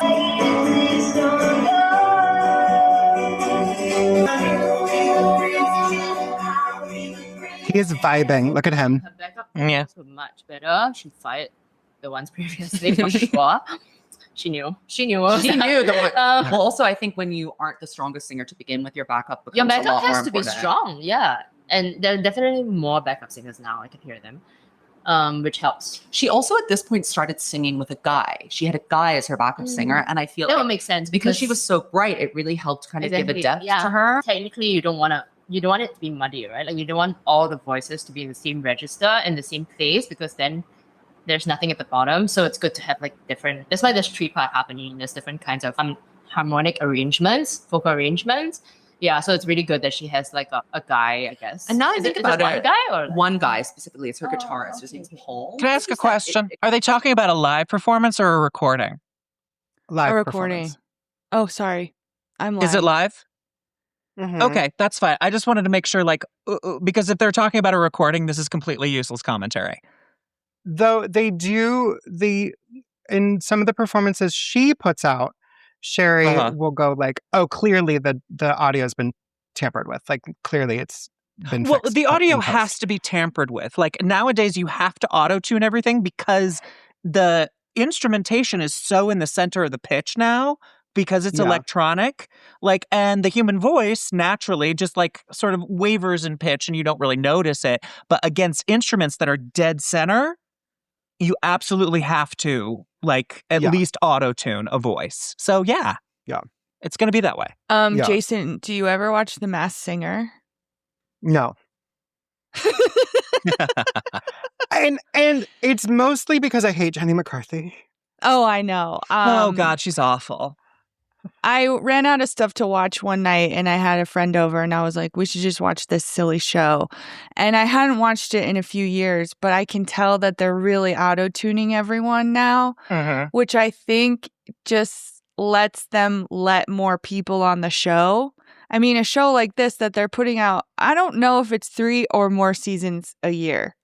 So they need a lot of people to be on the show. And you know how many people can sing?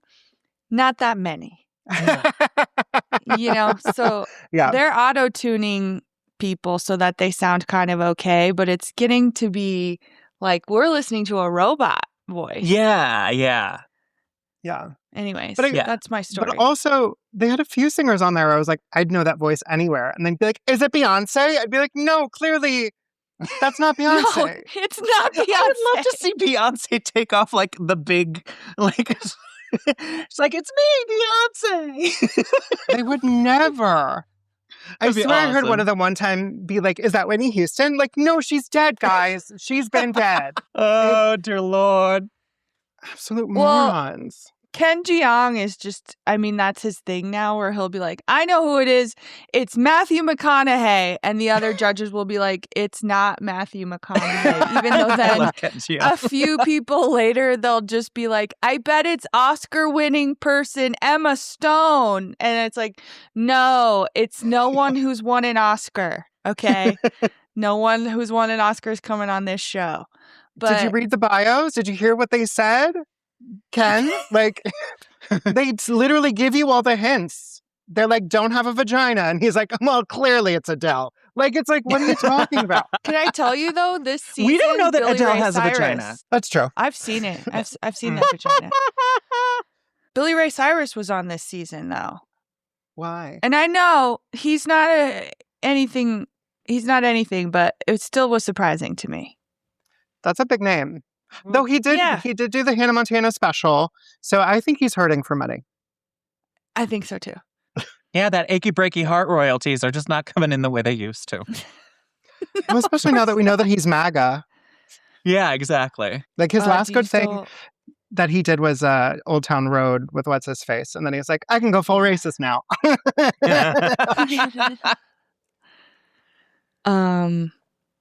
Yeah, what is that guy's name? Nas, Lil Nas X. Lil Nas X. Poor guy. I hope he's okay. He's had a rough time, hasn't he? He has? Yeah, he was got arrested for he was practically, didn't he not have pants on? He was walking down the street and he was wearing underwear. Just in his underwear. But yeah, he was walking down the street. He was very, very fucked up. And apparently this has been an ongoing problem with him. Yeah. Aww. Yeah. Yeah. Being a naked black man in West Hollywood. Not the safest. Okay, one quick thing I do want to talk about is particularly the evolution of the Swiftologist on somebody like Olivia Rodrigo. Because I do think it's a big indicator of somebody who started off really closely tied to his subject matter and then has slowly moved away from it. And even though I don't think he's still in the orbit for sure, at least thematically, the fact that he was able to look at Olivia's early work and say he hated it, and then look at her second album and say he loved it and is now a fan, I think is interesting. And so I do think that there is kind of room to give him some credit that he's not overtly, or there is room to give him credit in the sense that his deity is a little less powerful to him these days than she was at the beginning. That said, I just think a lot of his takes are super vapid, and I hate that we've platformed him. Yeah.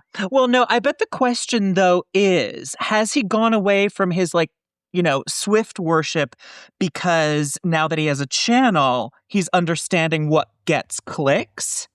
Oh, that's a good question. Well, with a normal artist who follows the normal ebb and flow of their career, they're going to release something, they're going to be on the scene for a while, and then they're going to kind of go away.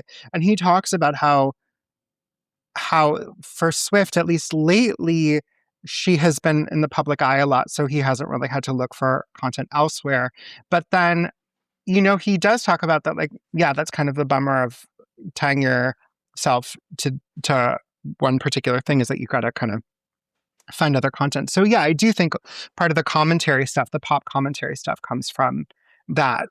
Eventually you're just not going to have things to talk about. You can only relitigate her relationship so many times. Oh, there's another weird thing on his channel. Is he has videos on her exes, which I didn't bother to watch because I'm not doing that. But he hates, or at least at the time, would hate certain exes just based on whatever the fuck she said, Yeah. Still hates John Mayer or whatever. Okay. Because I was thinking we could probably hate Maddie Healy for just being an asshole. Yeah. That's her favorite, though. She loves him. She wrote an entire album about him. I know. And And wasn't that album a little bit just mad at her fans for being mad at him for being racist? I think it was. I think it's less about the racism and more that like she was like, I don't care what you guys have to say about him and I'm gonna love him anyways. Yeah. But and then I was thinking like Jake Gyllenhaal.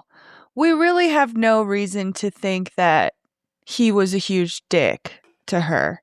We only have her side of the story, you know? Which mirrors the Olivia Rodrigo Joshua Bassett thing when she put out Driver's License. Because if they really dated, she was 17 at the time and he was a full-grown adult. So... Oh, I had no idea. Because they're both on that High School Musical show. I just assumed they were both teens. 100%. No, he was a full-grown adult. I think he was like 21 or 22 at the time. And she was 17, which like... Casting, what are we doing? If you're going to cast a child, you have to also cast another child. We're getting into huge issues there. I've never seen the show. I assume they kiss. I have no idea. But she wrote that song allegedly about Joshua Bassett. But the bigger issue is that not pedophilia if they actually dated or whatever it's called when they're older? Do you know what I mean? Like that's statutory always rape. Yeah. Yes. Yeah. Oh, ephebophilia. There we go. But like. That's my bigger issue is like, was there a ephebophilia, whatever it's called, involved in that relationship? Yeah. Or was she a 16, 17-year-old writing about a crush that she had and just kind of took it to the nth degree, like her idol at the time would have? Do you know what I mean? And so I think those relationships mirror each other. The Jake Gyllenhaal All Too Well situation, which like, could you imagine having a song that was written about you for a brief relationship and then it resurfaces years later as this full 10-minute short film? Yeah. Yeah. Yeah. And the whole, I don't know. When I look back at that one, I think at first it was always like, well, Jake Gyllenhaal's a fucking douche. And then it's like, well, I mean, maybe you guys were in a relationship and it ran its course. And now, you just keep bringing back that song. And allegedly, they only dated for like a couple months. So, like, been there, girl. I had a crush on somebody in rehab. He died. I wrote a whole thing about, like, you know what I mean? Oh, like, yeah. You can write about whatever you want. Doesn't make it true. No, and it also is just really great for marketing for people to be like, it's about Jake Gyllenhaal. But he takes these things at face value. Oh, okay.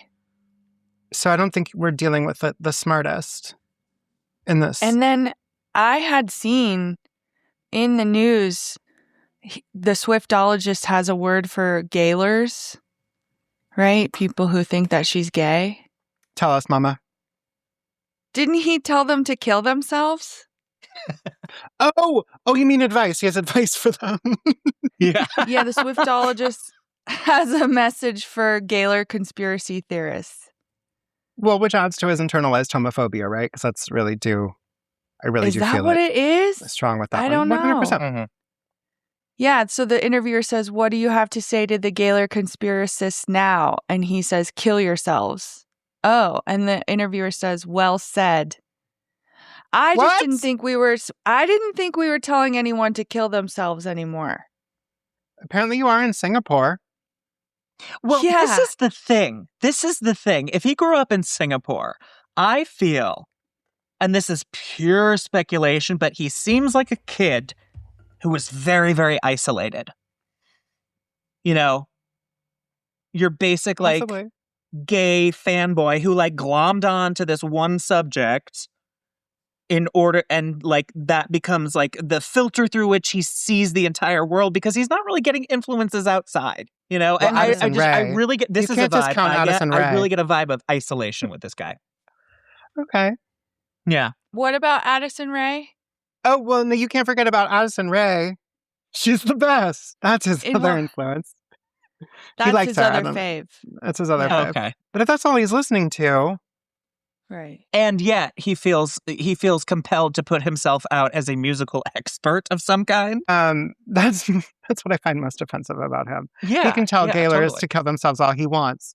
But when he's pretending to know about music, that's where I draw the fucking line. That is literally like, I'm not joking. That is, you could say whatever the fuck you want.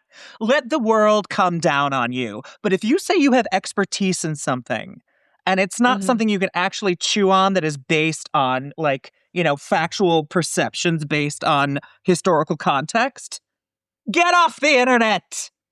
Sorry. Yeah. I agree. I mean, we have all studied very hard to be good at what we do. And so like we can absolutely go, oh yeah, that improv scene wasn't great and XYZ. You know what I mean? I think the internet has democratized opinions in such a way that like anybody thinks that they're valid. And it's like, okay. I mean, like, they are valid, but at a certain point, in order to be a commentator on it, you gotta be kind of smart and know what you're talking about. Well, You can't not just only go, that, I don't everybody's like opinion is valid. Should you share it? No, not everybody should share how they feel because it's not informative. Oh my God. I saw a TikTok yesterday. I feel like all my sentences start with I saw a TikTok. But this girl starts telling a story time. It's a get ready with me situation. And she's like, so today's the day I'm going to tell my fiance who XYZ and that I'm a lesbian. And then and I just felt compelled to comment like, anybody remember Secrets? Right? Yeah. Anybody remember Stories for You? You don't have to share everything online. Very true. Yeah. Yeah. Well, just how we saw as we were getting online and we saw a video thumbnail about clavicular. He's just a guy who grew up watching influencers and thought he should become one. And so he's good at making video content and getting clicks because he does really controversial shit, like hit himself in the face with a hammer, But it's really sad because I didn't really think about what kids are looking at until I was looking closer at clavicular and how people are like, he's cool. I assume kids, there's someone out there who thinks he's cool and they want to grow up to be just like him when he has no personality. And he watched them do an impression of him on Saturday Night Live and it made him cry, Did it really? I'll include a clip. I'll put a clip. I'm out here Oramaxing like an S-tier Giga Chad. Speaking English much?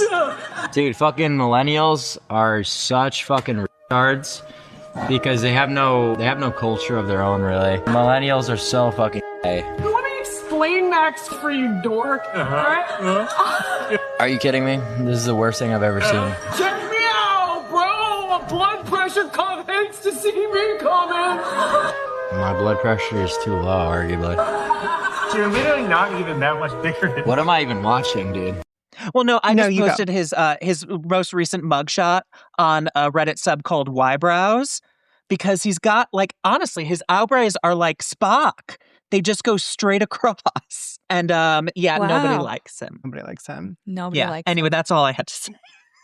Oh, no, I need to take a closer look at his eyebrows. I love the clip of the looks maxer who gets his wig ripped off. It's one of my favorite things ever. Oh my God. Another thing you need to share. Yeah. I gotta find it. It's I'll somewhere. start a group chat for us. So we Yeah. Yeah. And then I can sexually harass Nathan because then that's my love language. That's my love language. Yeah, and I want to be there for it. Yep. You can We egg him did take on. you for a cuck. We did take you for a cuck, Katie. That's why we're doing it. That's me. But what the kids are watching. One of my students will defend Mr. Beast to the ends of the earth. And, wow! And he's we've watched it. I've watched a little bit of Mr. Beast with him, and what a fucking nightmare human. First of all, not interesting in the slightest, but also if it weren't for editing, he's not getting any views because he is so unbelievably boring. I've never gotten it. I don't get it at all. That's what the kids are watching. And he genuinely believes he's a philanthropist. It's crazy to me. Oh, yeah. Actually, the world's really sad. It's really sad. And also when most of the support you're getting are from just blind fanned children, you're not going to have a realistic assessment of what the world is going to think of you. And your behavior is going to get worse and worse because you're relying on the opinions of children. So I can't imagine that's healthy. Yeah. Well, and Katie knows this. If a video goes, gets attention and starts going viral, when things go viral, or when they get attention on TikTok, or Instagram, my notifications go off all the time. Oh, this person liked to comment, blah, blah, blah, blah, blah, blah, blah. Nobody else fucking knows that that's happening. Nobody cares. Yeah.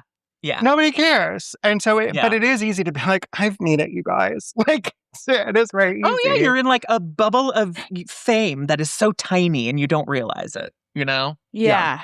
I think it's really funny. This is like my own weird aside, but I made this video about Charlie Sheen and I tried to do an impression of this Australian woman that was interviewing him. And the video went through different phases. It just went through different phases of people commenting. And at first it was about, is Charlie Sheen a pedophile? Because I mentioned Corey Feldman. And then because I had done this impression of this Australian woman, but at the time I couldn't really get into it. I did a British accent. It went through this really long phase of, that's not an Australian accent. You're doing British, not Australian. You're really bad at Australian. And I was like, how did it reach these people who want to be critical of Australian people all at once? You know what I mean? Yeah. How did that happen? It's so random. That's all. So Australian's really hard. It's so really hard accent. Is it hot? Oh no, it's not hot. Rise oblige. Rise oblige. See, I had to. Bargain. Yeah. If we're opening up to criticism, let's plug your Patreon, because if y'all aren't listening to the serial episodes, what? Are you enjoying them? Do you guys think he did it? I'm genuinely upset. If you think I'm not guilty. Heyman Lee. I think he did it. You do? Okay. I think he did it too. Do you? No. Okay. Based on not thinking he did it for so long, or based on evidence, or what is it based on?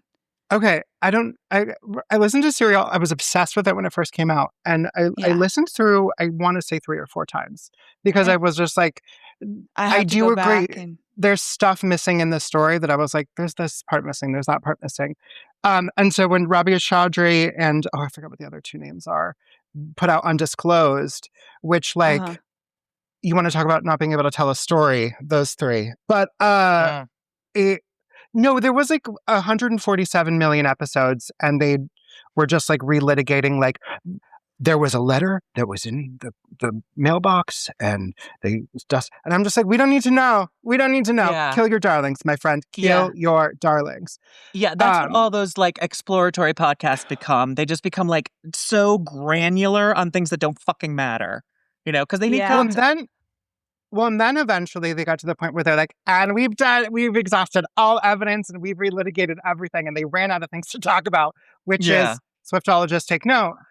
But then they were like, we're going to do our own story. And so they brought in their own case from the dude's law firm.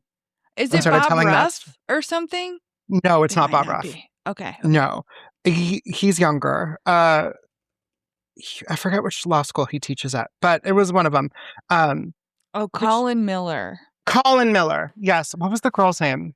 Susan Simpson. Thank you. Susan Simpson, Colin Miller, and Rabia Chaudhry. And so they brought in this case, and then Susan, I think, eventually left the show because he's like, mommy's bored. And I was like, get it, girl. So am I.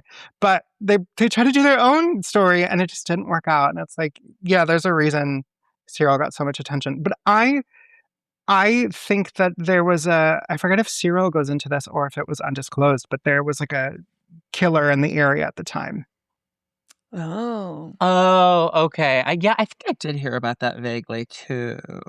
But you know what? Honestly, there's a killer in every area at any time. If you really think about it. Yeah. But this idea of reasonable doubt, I do think there's doubt.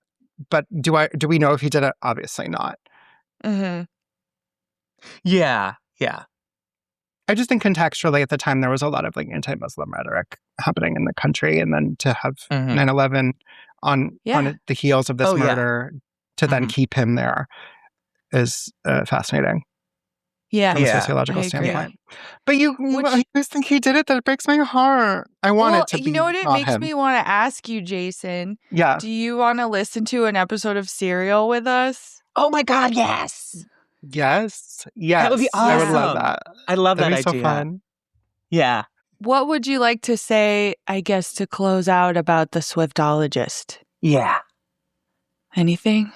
I would just like to say, I think we'd be really good friends. And it would be really No. No, I don't think Here's what I do. Genuinely, here's what I want to say is mattify. Mattify that fucking face. If you're going to be on Ooh. camera. Yeah. Do you know what I've noticed, though? There are a lot of people who are really shiny on camera. I don't know what this shininess is. Is it the glass skin trend? I don't know what it is. I think it might be because, yeah, there is like a It might shiny sort of protocol that people have. And it's very like influenced by Korean makeup, but it's like you just look oily. Yeah. It looks like Yeah. that to me, yeah. Oh, for sure. Yeah. Wait, does our Nobody's shared- doing it right. Well, Jason, thank you so much for coming on the podcast. Thanks, Jason. You're welcome. Tell everyone welcome. you have a podcast too. What is it, and what can people look forward to from it? I have a podcast. It's called Ghosts Are Bad People. It took me a second to remember because we just changed the name. Ghosts Are Bad People.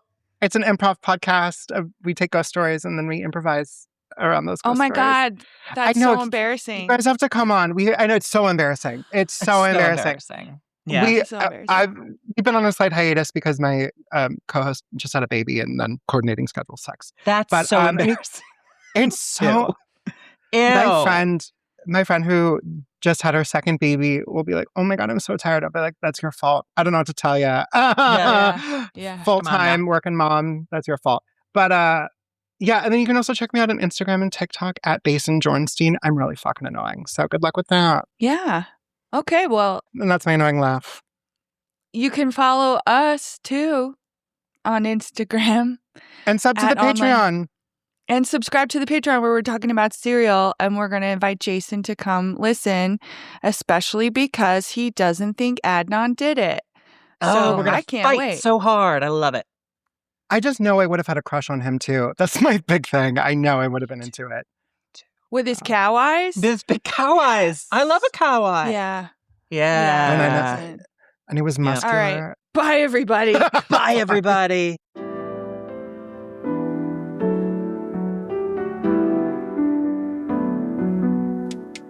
Scrolling through my feed, all I see is bullshit, fake news, clickbait. Gotta sift through all of it. I share, retweet, trying to keep up with the trends, but it's all just a facade, man. It's all pretend. Online bullshit, that's all it is. You say you're living large, but I know it's just a myth. Online bullshit, can't you see? We're all caught up in the nonsense. It's time to break free.